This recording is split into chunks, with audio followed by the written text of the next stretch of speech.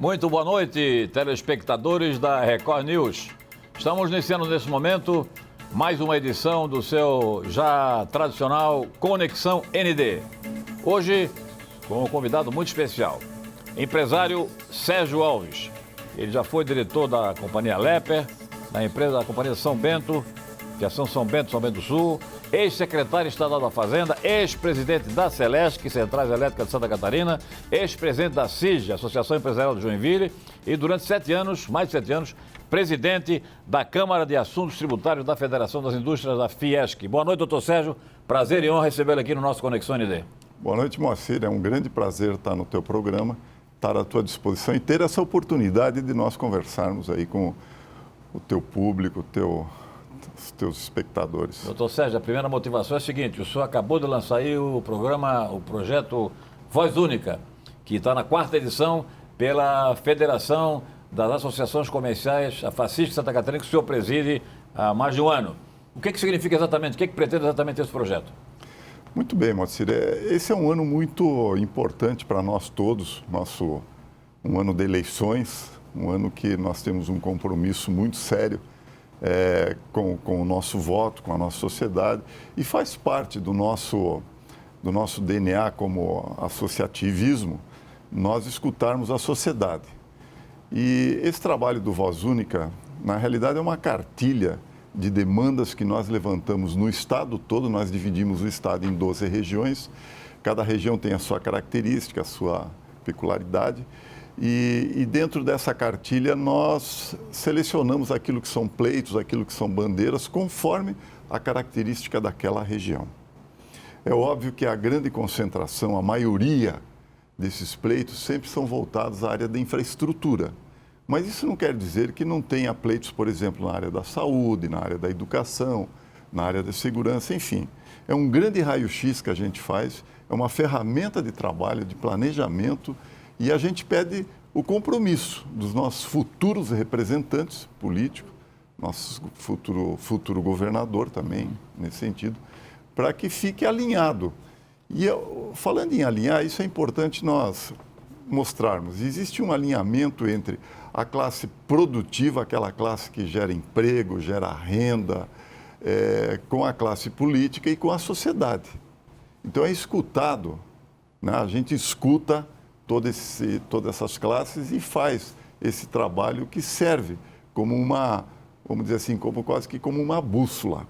Você veja a importância e a responsabilidade que nós temos com esse programa, com o Voz Única. Esta é a 4ª edição, a 3ª edição foi, portanto, em 2018, é a cada eleição. O senhor tem avaliação, a FACISC avaliação de quanto por cento do que os senhores lançaram na cartilha de 2018 que foi cumprido pelos nossos governantes? Temos. Isso é uma preocupação que eu tive. Por quê? Porque uma das características dessa 4ª edição é nós termos um monitoramento sobre aquilo que a gente vem defendendo. E permanente? E permanente, Okay. Porque a responsabilidade não é só no momento de votar, né? A responsabilidade é o pós-eleições, a gente ter a continuidade desse trabalho.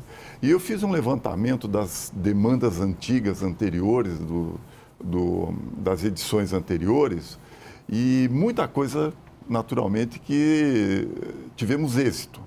Algumas, infelizmente, não se desenvolveram ou não andaram dentro daquilo que a gente esperava. Mas, por exemplo, só para citar algumas coisas assim positivas. Um dos grandes pleitos que nós tínhamos era a duplicação da 470, né? E isso nós já estamos num processo bem adiantado. Mas ainda está arrastando, né? Está difícil. Outro, contorno de Florianópolis. Esse aí, então, nem é bom falar. Nem é bom falar, pois é. Agora atrasou de novo, vai atrasar de novo, pelo menos que estou falando. Exato, mas são coisas que se iniciou no passado e que a gente vem tendo uma evolução. Qual é a importância desse monitoramento? Sim, uma reivindicação que foi cumprida, o senhor lembra, não? Assim de cabeça, não? Importante do Estado? Olha, Moacir, teve várias assim, mas agora de momento eu não tô conseguindo. Ou que não foi cumprida, além da questão da infraestrutura, uma bandeira importante, lembra também? Não, mas tem uma bandeira que eu acho que é importante a gente comentar. Na área da saúde. Sim. Na área da saúde, um pleito, não é nem bandeira, porque é importante fazer essa distinção entre o que é bandeira e o que é pleito. Bandeira Perfeito. é o que nós discutimos, reforma tributária, Sim. uma bandeira, não é mesmo? Mas qual é o pleito na reforma tributária? Né? É isso. E sim na área da saúde, né? Investimentos na área da saúde, é uma constante. Mas qual é o grande pleito? Só para te citar, Planalto Norte.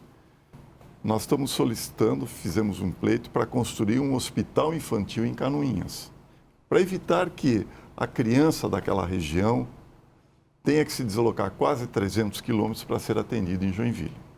Então, isso já está em fase de execução, vamos dizer assim, e é uma coisa que estava pendente. Né? Hospital em construção já? Já está em fase de... Eu não sei se já foi colocado o tijolo, Sim, sim. mas que já está aprovado, que já está em fase assim de execução está. Então, eu acho que é muito importante ter essas... Como é que o público, o senhor anunciou um monitoramento permanente e um aplicativo na internet durante o lançamento. Como é que o público vai poder acompanhar? Qualquer pessoa vai acessar ou só as associações empresariais e os seus associados? Não, essa é a nossa intenção, que a sociedade toda acompanhe. Tenha lá um ícone, lá um acesso via internet, que você vai, a exemplo que existe com o iFood, essas inúmeras outras, você ter lá voz única. Você vai acessar lá, vai ter um painel de como está determinados pleitos conforme a sua região. Isso a sociedade vai poder... A ideia é um aplicativo mesmo na internet? A ideia é um aplicativo. Eu estou no celular, eu aciono lá... Exatamente. Você está, de repente, numa reunião com um determinado político, um representante da região, sim, você mostrar para ele, opa, deixa eu ver como é que está aqui como é que está o andamento dessa obra, até para... Isso vai dar uma grande visibilidade, hein? Vai dar uma grande visibilidade. Quer dizer, eu aqui como jornalista, quero saber como é que está hoje a BR-163, que é a tragédia do Oeste Catarinense. Vou lá, o aplicativo vai informar. Não foi nem iniciado, não tem contratação ou já está em execução, é isso? Infelizmente, a BR-163 é a nossa campeã da pior rodovia no Brasil. Um descaso com Santa Catarina, mas não vamos entrar nesse mérito, que aí vai muito longe a conversa. Mas, de fato, esse é o propósito. Você poder, naquele momento, ver como é que está o andamento daquela obra. Assim como a 163, a 282 e todas as demais aí. Doutor Sérgio Alves, o senhor assumiu a presidência da FACISC na pandemia, em plena pandemia. Está pegando agora a chamada pós-pandemia. Qual é a sua avaliação a respeito dessa grave crise, a maior crise da humanidade? Olha, Moacir, eu acho que nós passamos de fato e sem dúvida por momentos muito difíceis. Sempre defendemos que a paralisação das atividades econômicas não era a solução.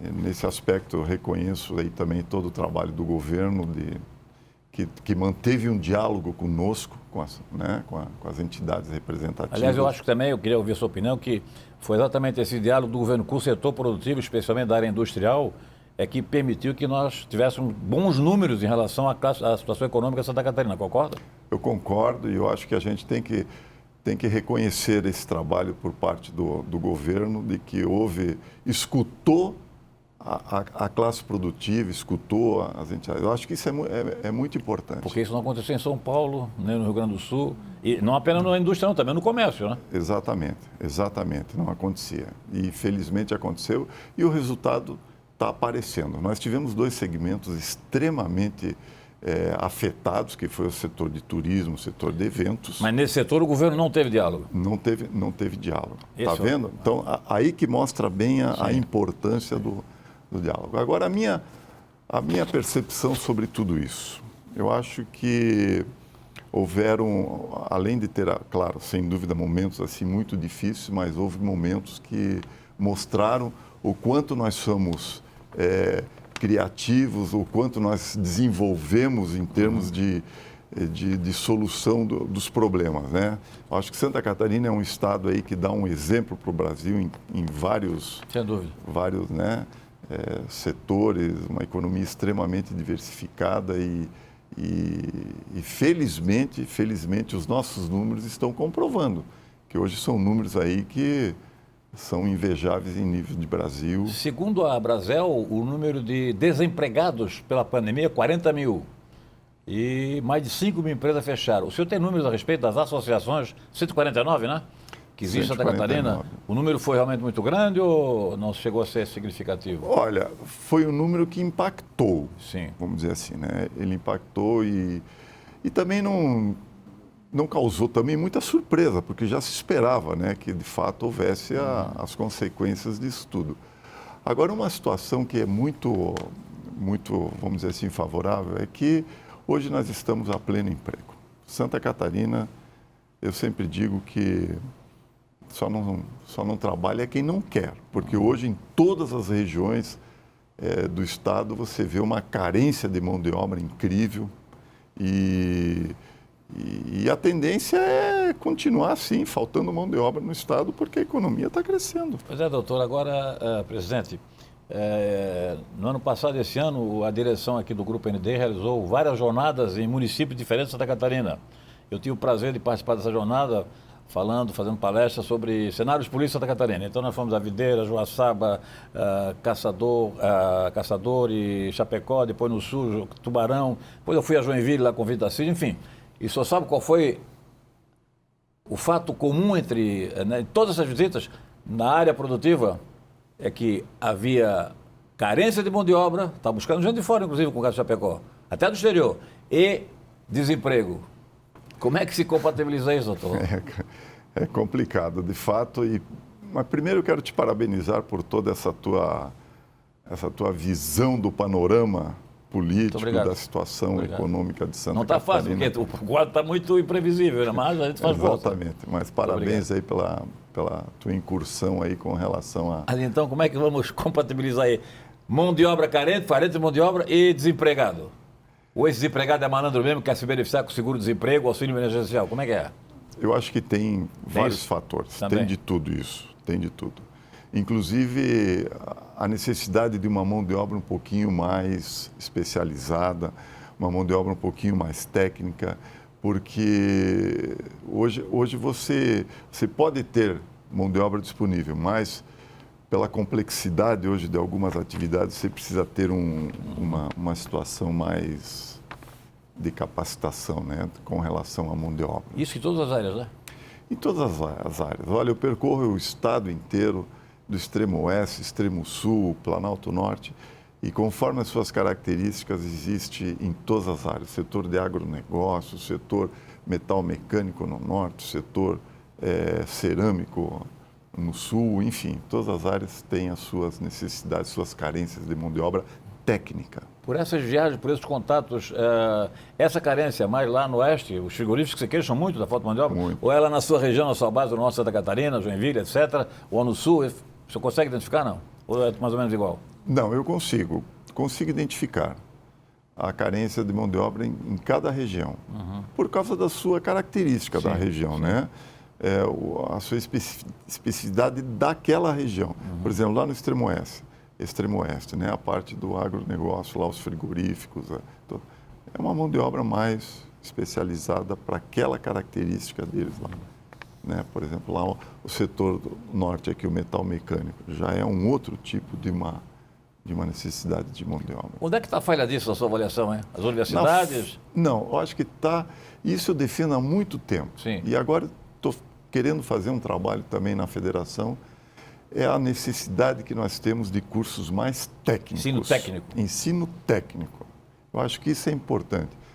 Você veja qual foi a grande origem, o grande sucesso da região norte no desenvolvimento metal mecânico.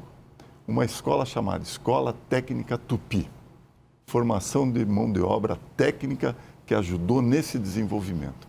Nós estamos com um projeto, Marcelo, muito interessante na federação, que é a criação de uma faculdade do comércio. Ou seja, você, conforme as necessidades daquela região, você desenvolver ali um estudo específico com todo, vamos dizer assim, o aparato aqui de formadores, de capacitores e tal, com aquela característica daquela região e disponibilizar isso para aquelas associações para poder fazer esse desenvolvimento técnico conforme a necessidade dos seus associados. E como é que está esse projeto? está caminhando, é um projeto em parceria com a Associação de São Paulo. Hoje mesmo eu estava numa reunião com o pessoal da Confederação das Associações do Brasil, a CACB, aqui na FACISC, e estávamos tratando disso. Até para ser um projeto encabeçado pela própria Confederação. E está indo bem, viu? Está indo... A minha expectativa é que antes do segundo semestre a gente já consiga fazer alguns projetos piloto em determinadas regiões. Está indo muito bem. A escola do SESC Senac não preenche essa... Preenche. Eu acho que é uma coisa que vem a se complementar. Maravilha. Doutor, é o seguinte, hoje o senhor recebeu a missão da Alemanha. Também trata desse projeto ou é um projeto especial para convênio com a FACISC? É um projeto um pouco mais diferenciado, especial, que é um projeto voltado mais à parte do desenvolvimento econômico local, ou seja, a sigla chama-se DEL. Hoje nós temos municípios aqui em Santa Catarina que têm um potencial turístico, um potencial gastronômico, enfim, tem muito potencial para ser explorado, mas falta uma metodologia, falta uma orientação, falta um programa para aquilo de fato se desenvolver. Sim. Né?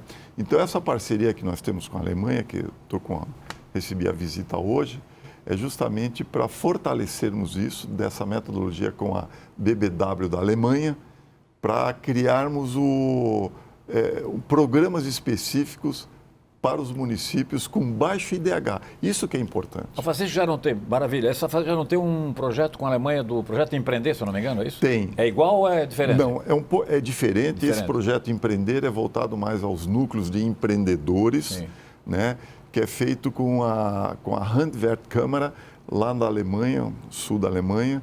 Esse também faz parte, porque na Alemanha o sistema de câmaras são meio que... são interligados, vamos dizer assim. Sim. Só que esse é específico para os municípios, para um trabalho voltado ao município. Como chama? DEL? DEL Turismo. DEL, Desenvolvimento Econômico Local. É um programa, inclusive, Moacir, que nós apresentamos para o governo do Estado. Pois é, o governo do Estado não participa desse projeto? Ficou muito interessado e está querendo participar, porque ele viu ali uma oportunidade de você ter uma metodologia, uma transferência de recursos dentro de uma aplicação concreta, né? Início, meio e fim. O fim, vamos dizer que é a continuidade do processo. Mas o governo do Estado está muito interessado no Gente Catarinense, no programa Gente Catarinense, e já conversei com o secretário agora licenciado, o Boligon, do desenvolvimento, e nós estamos desenvolvendo alguma coisa nesse sentido no nível do Estado. Muito bem. No lançamento do programa, do projeto Voz Única, também foi destacado lá o slogan, né? Seu voto faz a diferença. Estamos aí no ano eleitoral. Eu gostaria que o senhor falasse sobre esse assunto, também sobre aumento de impostos, bandeira antiga, antiquíssima, mais de década da reforma tributária, que está sempre, né, na cartilha da Federação e das entidades empresariais, e outros assuntos de interesse geral e das corporações do setor produtivo aqui em Santa Catarina. Nós retornamos em seguida, depois de um rápido intervalo comercial, com o presidente da FACISC, o empresário Sérgio Alves. Entrevista que estará disponível integralmente no portal ND+, que é líder de audiência na comunicação digital de Santa Catarina e também nas redes sociais da internet. Voltamos já.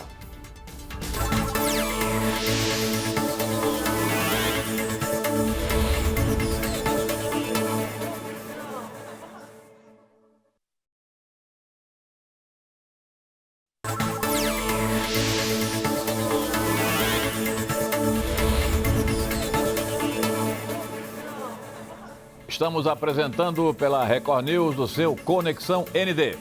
Hoje, com a honrosa presença do presidente da FACISC, Federação das Associações Comerciais e Empresariais de Santa Catarina, empresário Sérgio Alves.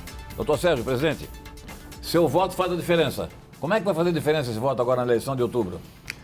Sabe, Moacir, que eu tenho observado uma característica muito importante para próximas eleições. Eu acho que o perfil do nosso eleitor está mudando.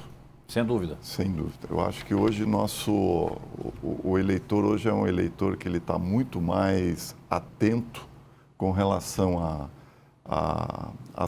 às necessidades, né, da sua região, nas diversas áreas. É um eleitor que ele não tem mais muita tolerância com relação a promessas, ele quer mais resultados concretos. Sim. E é importante que os candidatos fiquem atentos a isso, porque o espaço está ficando cada vez mais Também, estreito. honestidade não quer papo, né? Não tem tolerante com o desonesto. Com o corrupto está fora do jogo, né? Exatamente. Eu tenho O escutado... senhor sente isso também? Sinto. Eu tenho escutado uma coisa muito importante, Moacir. É o voto com os seus princípios. Isso vai fazer uma grande diferença. Porque, de fato, a gente não está mais no momento... aliás, aqui eu acho que vale a pena fazer um registro. Nós não podemos correr risco. O Brasil é um país que tem um potencial inquestionável. Como nenhum outro país do mundo, eu acho. Como nenhum outro país do mundo. Verdade. Eu acho que hoje o grande centro de investimentos internacionais está tudo voltado para o Brasil. Mesmo essa guerra com a Rússia e a Ucrânia, triste. A guerra é triste. Mas o Brasil, eu acho que é um dos países que pode sair muito beneficiado disso aí tudo, em razão da alimentação mundial, dos grãos, vamos dizer assim, né? E o que nós precisamos é, de fato, de uma vez por todas, criarmos uma situação de mais segurança jurídica. Precisamos fazer algumas reformas urgentes. Olha, há mais de 30 anos a gente escuta falar, 30, 40 anos, em reforma tributária, reforma administrativa, reforma política. Está chegando um momento que nós não temos mais como enrolar mais. Nós vamos ter que fazer. E essa percepção do eleitor é uma percepção muito séria, que ele vai exigir um voto mais qualificado. E vai fazer essa cobrança. Então, isso é ótimo, né? É muito bom. Doutor, é o seguinte, o senhor falou aí em insegurança jurídica. Na minha avaliação, a maior insegurança jurídica hoje no Brasil é provocada pelo ministro do Supremo Tribunal Federal. Como é que isso é visto pelo setor produtivo, hein? Infelizmente, né? Infelizmente, isso é uma percepção geral da sociedade. Perfeito. Não é nem o senhor identifica isso também? Eu identifico isso. Eu acho que não é a situação ideal. Nós temos que fazer alguma coisa no sentido para acalmar os ânimos, vamos dizer assim. O Senado Federal não está se omitindo muito em relação a essa questão, porque ele é o único que pode travar essa barbaridade, esses atos de autoritarismo. Nós tivemos recentemente aqui a presença do presidente da Câmara, Arthur Lira. Arthur Lira. O senhor esteve com ele, né? Estive com ele e, na oportunidade, eu parabenizei o presidente Arthur Lira pelo proativismo. Ele, de fato, ele está fazendo andar alguns projetos, né, algumas reformas necessárias lá. E tive a oportunidade de falar com ele e dizer, olha, gostaria que isso também acontecesse lá no Senado.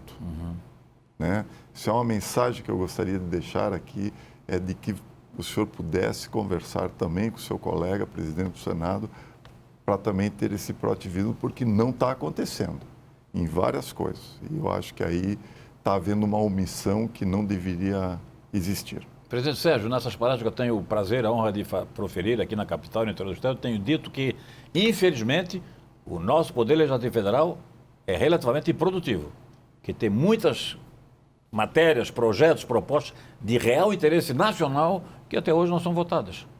Tem muitas. O seu corpo diretivo, tem muitas. As entidades da associação, tem essa sensação também? Tem. Inclusive, hoje mesmo eu estava fazendo uma solicitação para a CACB, sim, para eles ajudarem, liderarem isso em Brasília.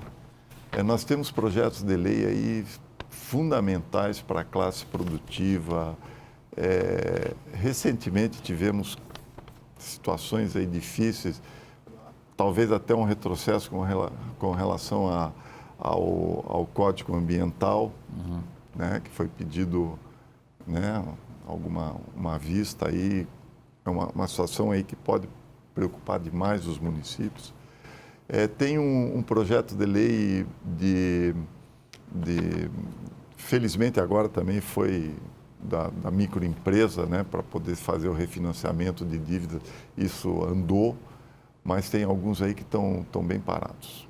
Semana passada, só para ter ideia da questão, até fora do setor produtivo, mas a questão penal, a questão da segurança pública brasileira, o senhor deve ter acompanhado, uma moça foi estuprada e foi assassinada por um bandido que já tinha sido condenado por estupro e teve a famosa saidinha. Quer dizer, o Congresso Nacional não está vendo essa barbaridade acontecendo toda semana com as famosas saidinhas para regulamentar isso aí, evitar essas barbaridades, senhor não acha? Infelizmente, a gente está com essa insegurança, vamos dizer assim, né? Falta de um pouquinho mais de rigor com relação ao cumprimento das leis. Muita preocupação com os últimos aumentos aí, com a inflação, etc.? Muita preocupação e voltando novamente nessa situação com relação às eleições no âmbito federal. Vamos lá. Minha percepção é uma eleição que vai passar pelo estômago. Hoje, o aumento da inflação, o custo da alimentação é uma coisa que está impactando demais e isso pode ter reflexo nas nossas eleições. A falta de comida dentro de um lar é uma coisa muito séria. E o mais preocupante é uma tendência que ainda existe de novos aumentos para a inflação. Isso é preocupante. Quando eu vejo o preço de um botijão de gás custando R$120, eu fico preocupado, com a expectativa que ainda possa vir a subir. Doutor, o senhor, pelo que eu tenho acompanhado, está viajando muito para o interior de Santa Catarina em função da sua atividade como presidente da FACISC. E o senhor dirige mesmo, né? O senhor mesmo dirige, não tem motorista particular. Mesmo que dirijo. Já disse que o senhor é meio arriscado, porque com tanta coisa na cabeça, mas vejando o seguinte, as estradas estão realmente carecendo de providências urgentes, né? Muitas. E sabe por que eu faço isso, Moacir? De visitar o estado todo por uma razão muito simples. Tudo aquilo que você defende fica muito mais fácil quando você vê de fato o problema. Quando me falavam do problema da BR-163, eu não tinha noção da gravidade do que é a falta de manutenção naquela BR. Eu fui lá. Sim, e aí? Eu fui lá. Eu não acreditei. Aquilo é um descaso, é um abandono com o que fazem. Pela importância que tem aquela estrada no transporte de grãos, né? Enfim, em tudo mais. Então eu tenho essa característica minha de ir nas regiões ver os problemas. Eu fui recentemente naquela região mesmo, em Itapiranga, com a Barra do Saí, o Rio Uruguai, que tem uma necessidade incrível da construção da ponte que liga Itapiranga com Barra do Guarita, no Rio Grande do Sul. Aproximadamente umas 4 a 5 mil pessoas fazem aquela travessia do rio diariamente em canoas, em barcos, embarcações precárias, faça chuva, faça sol, ficam transitando ali. Então, eu fui lá ver a necessidade daquilo e defendo. Infelizmente, agora estamos numa fase de criar o projeto para se desenvolver. Mas eu tenho observado que a precariedade das nossas estradas é uma coisa assustadora. Se nós tivéssemos os nossos principais eixos em melhores condições, eu não tenho dúvida que a nossa economia teria uma expansão ainda maior do que já tem. Porque não oferecendo as condições mínimas, né, de trabalho, do escoamento da produção, não tem como incentivar o setor produtivo. Né? Exatamente. E agora se fala em ferrovias também, né? Felizmente, Ferrovia do Oeste, ligando Cascavel com Chapecó, agora precisamos dar a continuidade, ligando Chapecó com os nossos portos, para evitar que as nossas cargas com valor agregado, amanhã depois, pela facilidade do escoamento, acabem indo para outros portos. Pela larga experiência que o senhor tem na iniciativa privada e no setor público, eu gostaria de saber o que está faltando para que o governo federal olhe um pouquinho mais para Santa Catarina, porque ele acha que aqui está tudo resolvido. Eu vejo que a representação política aqui e ali, os senadores, os deputados, eles tentam fazer alguma coisa em Brasília, mas a sensação que dá é que não resolve. Você veja o seguinte, nós somos o 5º estado que mais arrecada para o governo federal e o 24º em retorno. Um dos últimos, né? Dos últimos, né? Dos E aí? 27 somos 24. Daí você escuta coisas assim que são alarmantes, como, por exemplo, não, nós somos um Estado que nos resolvemos, que não precisamos e que não há necessidade de ajuda. Damos até dinheiro do Estado para o governo federal fazer obras federais. É aí que eu queria entrar. É. Né? Por um lado, nós precisamos resolver o nosso problema, já que não temos o apoio, mas isso o que acontece? Isso mostra que a gente também não está precisando, então, do governo federal. Isso não é justo, não é correto com o nosso dinheiro da sociedade. Então, acho que nós temos que cobrar mais. Nossos representantes políticos, eles têm que estar mais atuantes com relação a essa cobrança do governo federal. Recentemente, tivemos a notícia de que aqueles 43 milhões que foram retirados no final do ano do orçamento para as nossas estradas e infraestrutura seriam devolvidos agora esse ano. São conversas que nós escutamos nos bastidores. De concreto não tivemos nada ainda, mas espero que isso mude e que, de fato, o governo federal olhe um pouquinho mais para Santa Catarina. Nessas viagens que o senhor tem feito por todo o interior de Santa Catarina, o que digamos assim, é uma linha comum que os seus colegas presidentes, dirigentes de associações transmitem ao senhor, de problemas, de necessidade de ação urgente?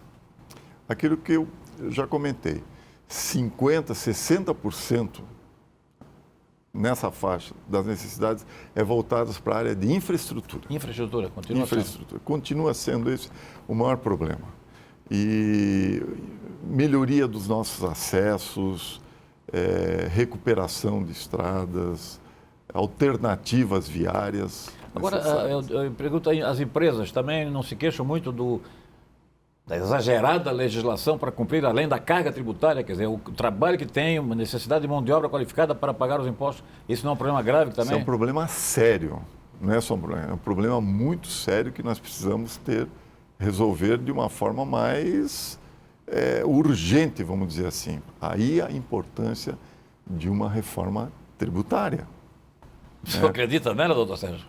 Olha, hoje eu defendo o seguinte, eu já tive a oportunidade de fazer parte de um estudo, de um grupo de estudos, na época que o Sandro Mabel era o relator e eu estava como secretário da Fazenda. Faz tempo, fazem 12 anos. Nos reuníamos em Brasília para discutir a reforma tributária. Infelizmente, a nossa economia gira muito na mesma roda da economia política. Então, existem interesses políticos, às vezes, aí que... E no Brasil, o que vale para o norte não vale para o sul, e o que vale para o sul, às vezes, não vale para o norte. Então, esse alinhamento político com alinhamento econômico é uma coisa muito séria. Mas eu defendo uma coisa. Nós precisamos começar a fazer alguma coisa. Então, hoje, a unificação da PIS, da COFINS, numa contribuição única, talvez seja a abertura de uma porteira onde passa um boi, passa uma boiada. Precisamos fazer alguma coisa para acontecer. Cortar, ou fundir, ou resolver Exatamente. daqui e ali, não é isso? Precisa fazer uma grande reforma, né? Agora eu vou fazer um comentário aqui, Monsieur, e não me levem a mal, não que eu seja favorável, mas não se consegue fazer uma reforma tributária no Brasil se não houver, infelizmente, uma nova CPMF, por causa das compensações dos nossos diferentes estados. É corajosa a sua proposta. Doutor Sérgio Alves, como o senhor tem viajado muito, o senhor já tem experiência política na administração pública e empresarial. O senhor é candidato a quê? Não sou candidato a querer o melhor por Santa Catarina. Mas lá na frente não faz nenhum projeto para o senhor? Não faço, nada? não faço. Não pretende? Não pretendo, eu quero ajudar o Estado de outra forma e poder contribuir. Qual é a motivação para exercer esse trabalho voluntário no comando de uma federação importante como a FACISC? Olha, a experiência que você acumula durante a vida, você sabe disso, faz com que você tenha que se doar de alguma forma.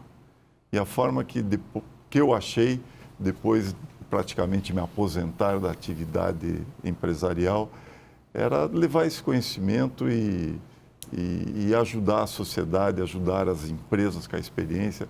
Hoje eu me dedico a conselhos de empresa justamente para isso, para poder contribuir e ver se a gente ajuda com alguma coisa aí pela experiência adquirida na vida. A sua base é Joinville, o senhor foi presidente da CIG.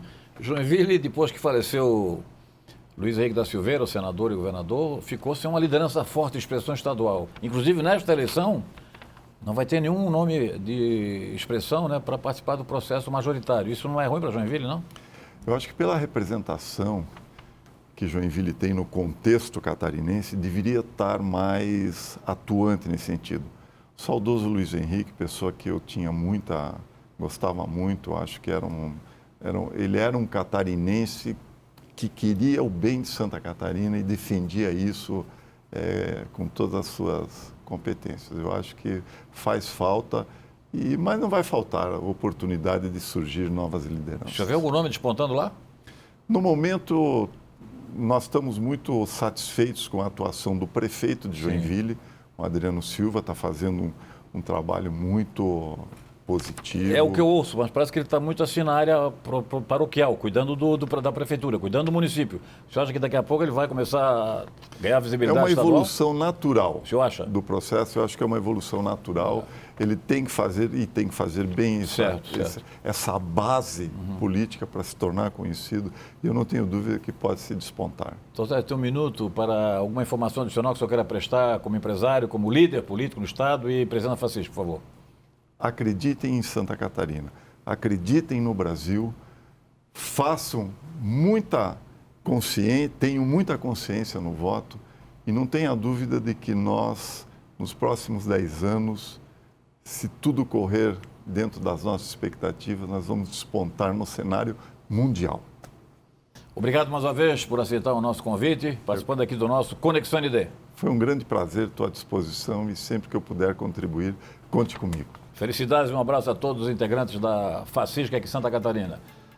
Estamos encerrando mais esta audição do seu Conexão ND, hoje com a presença honrosa do presidente da FACISC, Sérgio Alves. Entrevista que estará disponível na íntegra a partir deste momento no portal ND+, e também nas redes sociais da internet. Obrigado pela audiência, grande abraço a todos, saúde e paz. Boa semana, até segunda.